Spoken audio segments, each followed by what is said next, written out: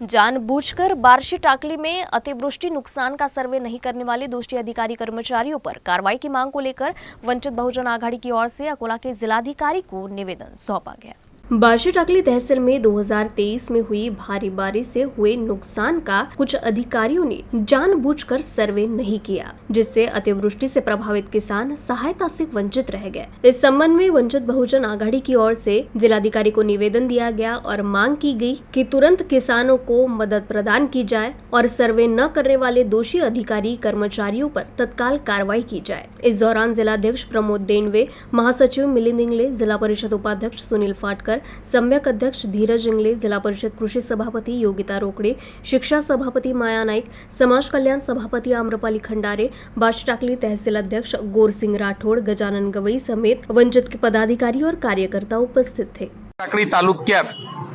November 2023च्या आधी जी अतिवृष्टी झाली आणि जो अतिवृष्टीचा सर्वे या बार्शी टाकळी तालुक्यात केलाच नाही आणि यात संपूर्णपणे तेथील अधिकारी वर्ग दोषी आहे आणि आज जो शेतकरी या मदतीपासून वंचित राहिला, त्यामुळे